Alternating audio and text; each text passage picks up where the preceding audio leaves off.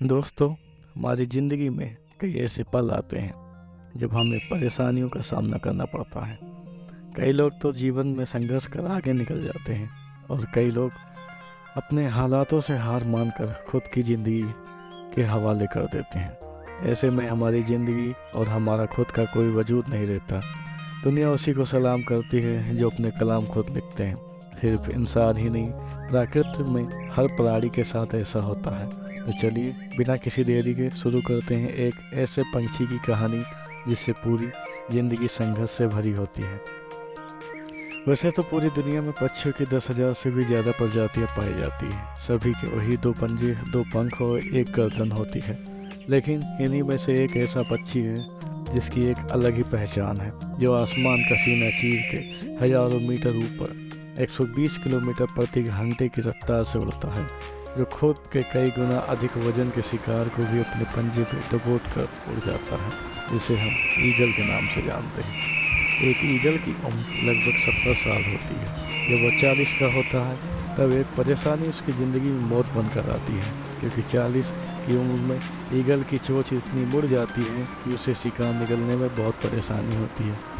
उसके पंख भारी हो जाते हैं, छाती से चिपकने लगते हैं, जिससे उड़ना बहुत मुश्किल हो जाता है। उसके पंजे लंबे और लचीले हो जाते हैं, जिससे वह शिकार को सही से नहीं पकड़ पाता है। अब उस ईगल के पास सिर्फ 3 रास्ते होते हैं।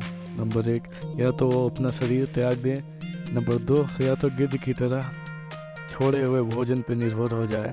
और नंबर 3, सबसे कठिन और पीड़ादायक रास्ता, अपने आप को पुनः स्थापित कर फिर से आसमान का सीना चीरने का। और वह इसी तीसरे रास्ते को चुनता है और अपने पास के सबसे ऊंची पहाड़ी पर पहुंच जाता है। वहां पर एक अपना घोंसला बनाता है। फिर वहीं से शुरू होता है परेशानियों को जड़ से उखाड़ कर आसमान में उड़ने का सफ़र। वह अपनी चोंच को चट्टान पर मार मार कर तोड़ देता है, जिससे वह लहूलुहान हो जाता है।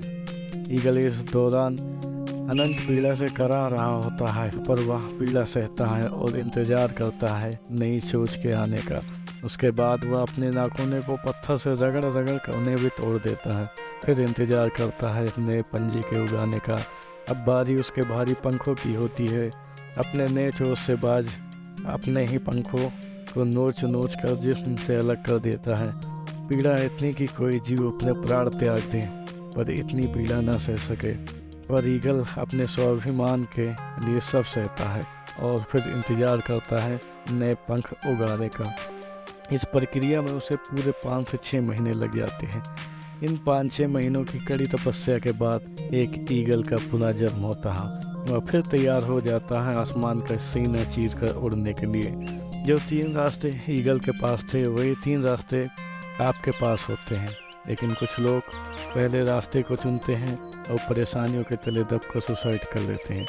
ज़्यादातर लोग दूसरे रास्ते को चुनते हैं और परेशानियों का बोझ पड़ते ही अपने लक्ष्य को छोड़कर एक नॉर्मल लाइफ जीने लगते हैं। और कुछ वो लोग भी होते हैं जो इस परेशानियों को लात मारकर अपनी मेहनत के दम पर ईगल की तरह आसमान की बुलंदियों को छूते हैं। दोस्तों, ईगल का यह संघर्ष हमें बहुत बड़ी सीख देता है कि ज़िंदगी में कितनी भी बड़ी मुश्किल क्यों ना आ जाए, हमें हार नहीं मानना चाहिए, बल्कि ईगल की तरह कठिन परिश्रम करके उसका सामना कर बुलंदियों तक पहुंचना चाहिए।